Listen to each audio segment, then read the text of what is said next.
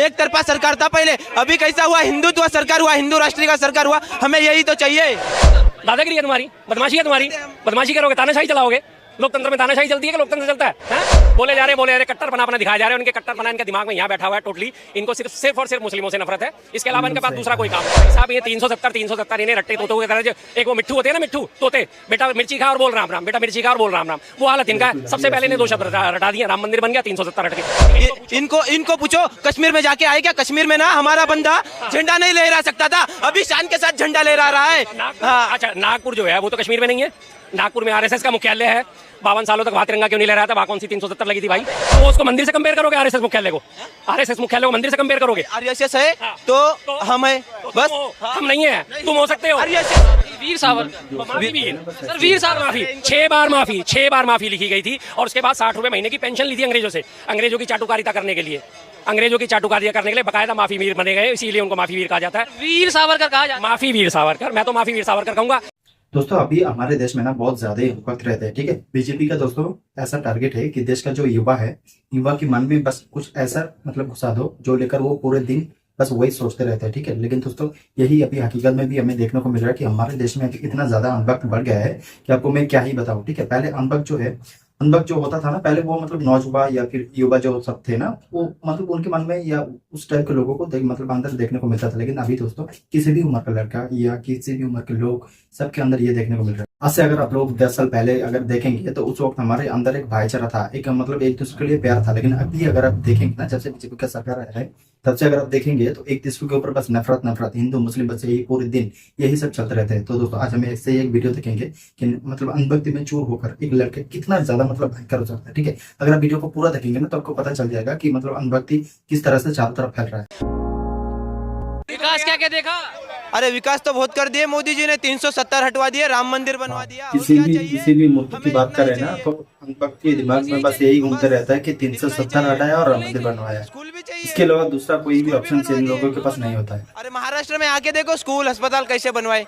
हाँ बनवाया शिवसेना और एकनाथ शिंदे ने और देवेंद्र फडणवीस ने, जो कि वहाँ पे गठबंधन की सरकार है शिवसेना और बीजेपी की, उन्होंने तो बनवाया। और क्या चाहिए? और सबसे अच्छा हमारे लिए तो यह है कि गणपति के लिए वहाँ पे अभी परमिशन निकालने का फार्मूला नहीं रहा। नहीं तो पहले कांग्रेस के टाइम में जाओ 10 दिन पहले परमिशन लो, उसके बावजूद भी डीजे ना बजेगा, बैंड नहीं बजेगा। एक तरफा सरकार था पहले, अभी कैसा हुआ, हिंदुत्व सरकार हुआ, हिंदू राष्ट्रीय का सरकार हुआ, हमें यही तो चाहिए, बस हमें इतना ही चाहिए, दूसरा कुछ नहीं चाहिए। हम तो कांग्रेस को सपोर्ट नहीं करते भाई, सीधा सीधा। कांग्रेस ने ऐसा क्या बिगाड़ दिया आपका? क्योंकि राहुल गांधी क्या बोलता है, ये हिंदुत्ववादी को भगा दो, हिंदुत्ववादियों को। और ये मोदी क्या राम मंदिर बना रहा है तो गलत कर रहा है बंदा हिंदुत्ववादी के लिए। हिंदू विरोधी यानी राहुल गांधी है सर? इनकी नजरों में तो है ये पढ़े लिखे इंसान जो आजकल के अंधे हो चुके हैं। ये नहीं, कब उन्होंने ऐसा कोई बयान दिया? एक भी बयान ऐसा दिया कि उन्होंने हिंदुओं के खिलाफ बयान दिया और राहुल गांधी ने? राम मंदिर में उद्घाटन में नहीं गए थे ना? उद्घाटन में तो राष्ट्रपति भी नहीं गई थी, तब क्या हुआ? उपराष्ट्रपति भी नहीं थे वहाँ पे, ओम बिरला भी नहीं थे, उनके बारे में बात क्यों नहीं करते हैं? जो सबसे टॉप लीडरशिप है, सबसे ऊपर हमारी संवैधानिक सरकार है, मुखिया है, हमारी संवैधानिक मुखिया है राष्ट्रपति, वो गई थी? नहीं गई थी। उपराष्ट्रपति थे वहाँ पे? नहीं थे। लोकसभा अध्यक्ष ओम बिरला थे? नहीं थे। फिर उनके बारे में बात क्यों नहीं करते? एक अगर राहुल गांधी नहीं गए, वो एक सांसद है, उनके जैसे और भी अभी भारत में 542 सांसद और हैं, टोटल 543 में से एक सांसद वो है। 542 के 42 वहाँ मौजूद थे? नहीं थे ना। फिर इनके अपने अडवाणी जी नहीं गए, जिन्होंने सोमनाथ से अयोध्या तक रथ यात्रा निकाली थी, उनको निमंत्रण दे के और हवाला दे दिया गया था कि आपका खराब स्वास्थ्य, आप आना ही मत। निमंत्रण भी दे रहे और साथ में बोल रहे भाई आना मत, निमंत्रण तो मैं दे रहा हूँ पर आ मत जाना गलती से भी। तब इनकी आवाज़ नहीं खुलती क्यों भैया? एक राहुल गांधी जी ही अगर नहीं गए तो उसके बाद क्या क्या क्या तूफान खड़ा हो गया?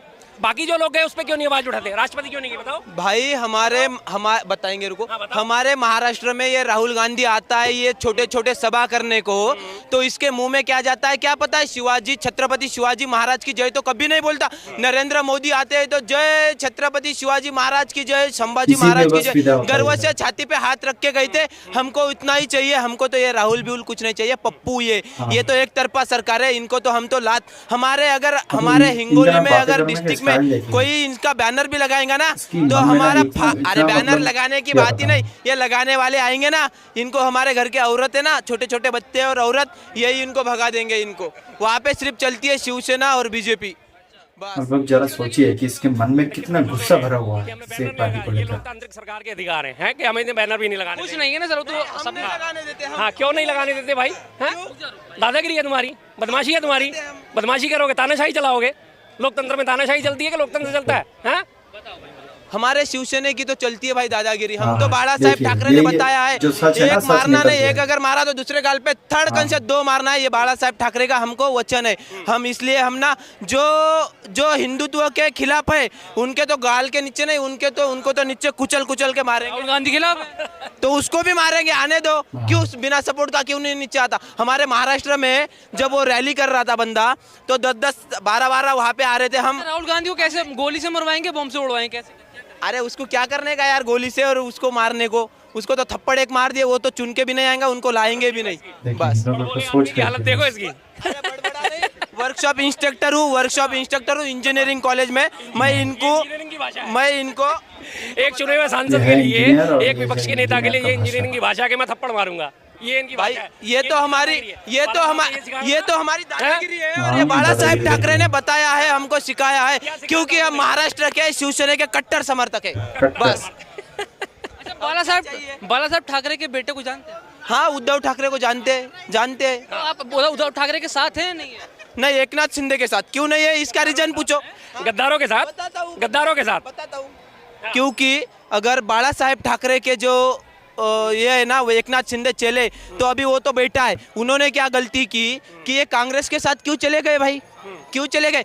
जो हमारे एकनाथ शिंदे, जो हमारे एमएलए थे संतोष बांगर, हो तो इन्होंने पहले कांग्रेस के टाइम में जब झगड़े होते थे तो ये इन्होंने जेल काटी है। गुलाबराव पाटिल जलगांव के, वो 302 में फंस गए थे। तब कहाँ पे गई थी इनकी सरकार? ये कांग्रेस के साथ फिर अभी क्यों मिले? इसका रीजन है, इसके वजह से हमारे शिवसेना के पूरे लोग अलग हो गए। उद्धव कांग्रेस से हटा दी जाए, यानी शिवसेना अगर कांग्रेस के साथ छोड़ दे तो आप उद्धव के साथ आ जाएंगे? हाँ, उद्धव ठाकरे ने अगर कांग्रेस वाले को छोड़ दिया तो उद्धव ठाकरे के साथ हमारे पूरे एमएलए एकनाथ जी शिंदे सब जाने को तैयार है भाई, क्योंकि कांग्रेस के साथ हमारा कट्टर है। हमारे बाला साहेब ठाकरे ने बोल दिया था कि कांग्रेस जब भी हमारे साथ में आएंगी तब हम हमारा दुकान बंद करके घर में बैठेंगे। तो ये उद्धव ठाकरे की गलती है या किसकी गलती है? पूछ लो जवाब। इन्हें इनके बाला साहब ठाकरे की इनके जीवनी नहीं पता। बाला साहब ठाकरे ने शिवसेना शुरू करी थी, उसके बाद से इन्हें नहीं पता। उनके टाइम में भी जब उन्होंने शिवसेना खड़ी करी थी, कांग्रेस की सरकारें मौजूद थी उस टाइम में, इन्हें कुछ नहीं मालूम। बोले जा रहे कट्टर अपना दिखाया जा रहे हैं। उनके कट्टर बना इनके दिमाग में यहाँ बैठा हुआ है टोटली। इनको सिर्फ और सिर्फ मुस्लिमों से नफरत है, इसके अलावा इनके पास दूसरा कोई काम नहीं है। कांग्रेस सर मुसलमान का नाम ही नहीं लेना। बिल्कुल नहीं, मैं बता रहा हूँ ना, इन्होंने नहीं लिया, मैं बता रहा हूँ 100% 100% इनको मुस्लिमों से नफरत है। अगर इन्हें मुस्लिमों से नफरत नहीं होती तो इतनी भाषा इतनी कट्टर नहीं होती। मैं कट्टर क्या होता है भाई? कट्टर क्या होता है? कट्टर कहाँ शब्द है कट्टर? हमारे हिंदू धर्म में कहीं कट्टर शब्द का उल्लेख है? हमारे सनातन धर्म में कहीं कट्टर शब्द का उल्लेख है? गीता में कहीं लिखा हुआ है कि कट्टर सनातनी हो एक हो जाओ, या कट्टर हिंदू हो एक हो जाओ? या कहीं भी शिवसेना ने, बाला साहब ठाकरे ने बोला था कि कट्टर शिवसेना सैनिक बनो? इन्होंने अपने आप ये शब्द याद कर लिया, कट्टर कट्टर कट्टर। सिर्फ किस लिए? सिर्फ इनके दिमाग में एक नफरत का कीड़ा घुसा हुआ है। उस नफरत के कीड़े को ये पोषित करते हैं लगातार सुबह शाम, और ये अपने आप को कट्टर कहते हैं। अपने आप को इंजीनियरिंग का स्टूडेंट बता रहा है। इंजीनियरिंग के स्टूडेंट के कौन से इंजीनियरिंग कॉलेज में पढ़ा है उसका हिस्ट्री निकाल के देख ले। कांग्रेस के राज में ही बना हुआ होगा वो, जिसमें पढ़ के बाहर निकले। बीजेपी ने बनाया, वो बता नहीं, इनके हिसाब से बनाया होगा। हेलो सुनो, मैं ITI कॉलेज में वर्कशॉप इंस्ट्रक्टर हूँ। निकालना जरा मैं उसका इतिहास। हाँ, अपने ITI का निकाल लेना, किसने बनाया वो ITI जिसकी बात कर रहे हो? हाँ, निकालो ना। आईडी बताओ इनको, सर जी को थोड़ी। ये देखो ये आईडी, पूछ रहे किसने बनाया, वो पूछ रहे किस तो फिर क्यों गए उस कॉलेज में? भाई वो कॉलेज का इससे छोड़ दो। हम तो उनके जाके पढ़ना है, उनके जाके अस्पतालों में इलाज कराना है, उनकी जाके फैसिलिटीज लेनी है, लेकिन आज गालियां उन्हीं को देनी है, उन्हीं को देनी है। उन्हीं के कॉलेज से पढ़ के इंजीनियरिंग अपने आप को स्टूडेंट ये कह रहा है। कहीं से इंजीनियर मुझे तो नजर नहीं आता, पता नहीं किस किस्म के इंजीनियर है। केमिकल लोचे वाले इंजीनियर लग रहे हैं मुझे, जो कभी 3 इडियट में दिखाए गए थे। उनकी हालत वही है बिल्कुल, सीधी सी बात है। हम दिमाग से पागल है। हम कट्टर हिंदुत्ववादी है। बाला साहेब ठाकरे के हम कट्टर हिंदुत्ववादी है, और हम ना कभी भी कुछ भी हुआ तो हिंदू के लिए मरने के लिए भी तैयार छोड़िए, है। आपने 2 चीजें बताई, 370 और राम मंदिर, उसके बाद कुछ विकास? भाई उसके बाद भी बहुत सी विकास हुआ है महाराष्ट्र में। बड़ी बड़ी रोड हमारे नितिन जी गडकरी है महाराष्ट्र के। पूछो इनके घर तक, इनके जिले तक रोड आया या नहीं आया? बड़ा मुंबई जाते हैं सर, बहुत चकाचक रोड है ना सर। सर जैसा पहले था वैसा ही है। 91,000 किलोमीटर पहले बनी हुई थी रोड, हाईवे सब घूमा हुआ हूँ मैं। मुझे मत बोला करो, बिना घूमे बिना तथ्यों के कभी बात नहीं करता। कांग्रेस के टाइम में 2014 तक 91,000 किलोमीटर का हाईवे बना हुआ था। आज की डेट में 1,21,000 किलोमीटर का बना हुआ है। 30,000 किलोमीटर का एक्सटेंशन हुआ है पिछले 10 सालों में। ठीक है, रोड पहले भी थी, रोड अब भी हैं, रोड बन रही हैं, जगह बन रही है, कनेक्टिविटी बढ़ रही है तो बनेंगी, वो तो जाहिर सी बात है। उसमें कौन सी बड़ी बात आ गई कि रोड ऐसे हो गए, रोड वैसे हो गए, उसमें क्या बात है? काम चल रहा है, हम कौन सा इंकार कर रहे हैं कि काम नहीं चल रहा। लेकिन ये कहते हैं कि पिछली सरकारों ने कुछ नहीं करा, हम तो बात उस पर उठाते हैं ना कि कैसे नहीं करा पिछली सरकारों ने। ये किसी रोड से चल के ही तो वहाँ गए होंगे अपने कॉलेज, वहीं पहुँचे होंगे, पढ़ के यहाँ से मुंबई से दिल्ली तक आए हैं तो किसी वजह से ही तो आए होंगे, ट्रेन में आए होंगे या पैदल चल के आए होंगे। कैसे आए? बिना रोड के आए? पुष्पक विमान तो अब चलता ट्रेन भी तो वंदे भारत भी चलाई ना मोदी जी ने। वंदे भारत किसके लिए चलाई है? अमीरों के लिए। भाई साहब, एक 800 किलोमीटर का किराया, वहाँ पे 1400 रुपये बैठता है। ये लोग इनमें से कोई खड़ा हुआ वंदे भारत में चला जाएगा? आप अपने परिवार को लेकर चले जाओगे वंदे भारत में? एक 20,000 रुपये कमाने वाला जो मजदूर है, किसान है, कोई भी एक नॉर्मल सैलरी 20,000 कमाने वाला, वो अपने घर में 4 लोगों को लेकर वंदे भारत से आना जाना कर सकता है? यहाँ से अगर वाराणसी जाना हो तो वो क्या कर लेगा? 1378 रुपये की एक बंदे की टिकट है जाने की।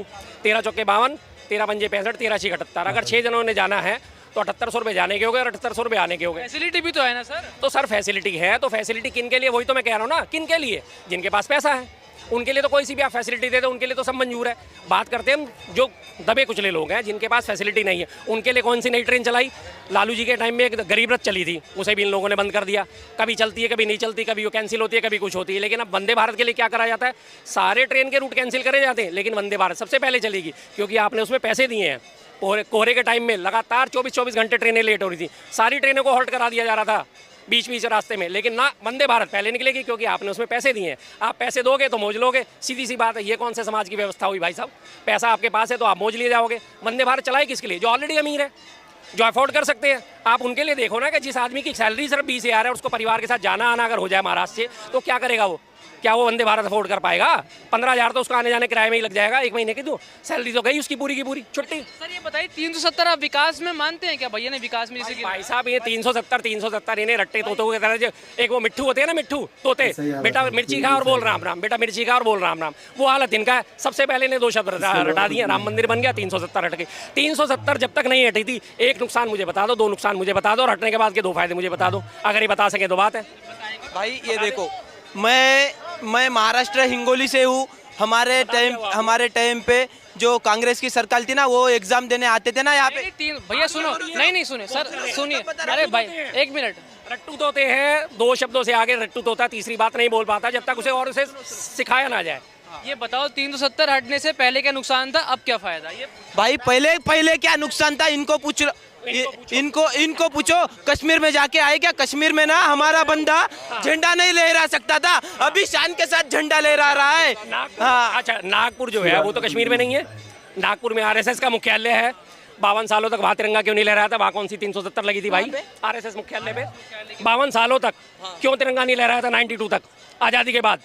आरएसएस मुख्यालय वो तो कश्मीर में नहीं है, वहाँ क्या समस्या थी तिरंगे से?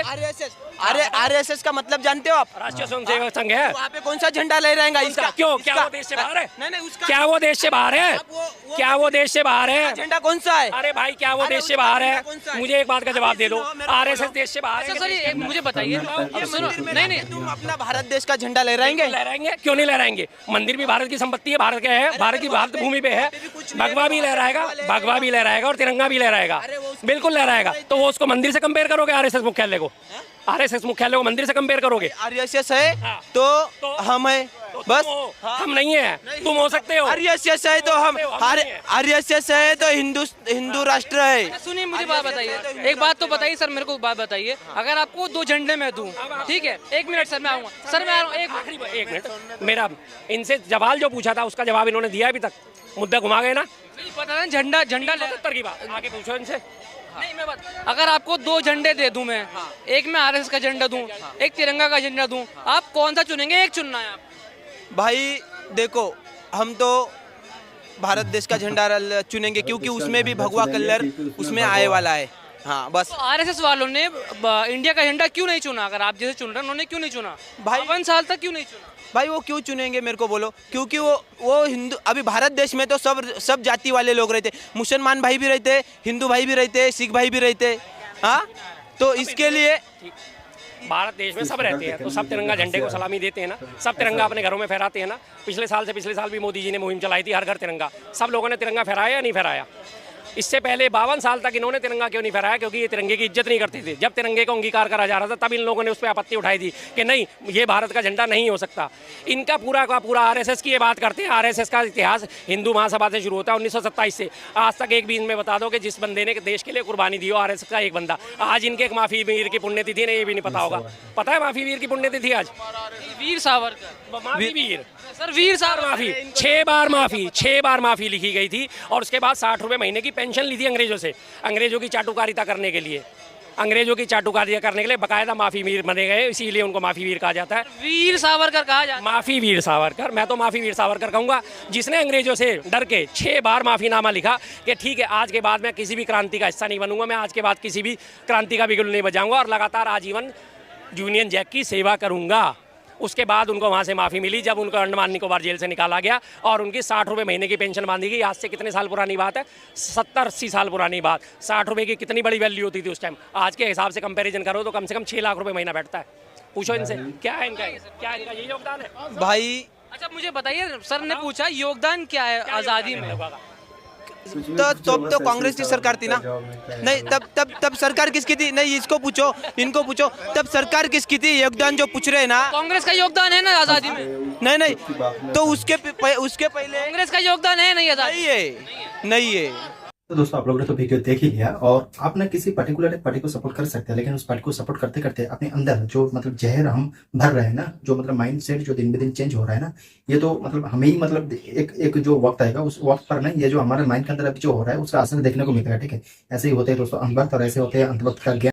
बाकी दोस्तों आपको वीडियो कैसा लगा ये तो आप कमेंट करके जरूर बताइएगा और ऐसे वीडियो देखने के लिए इस चैनल को भी सब्सक्राइब जरूर करिएगा। मिलते हैं अगले एक नया वीडियो पे दोस्तों, तब तक के लिए जय हिंद।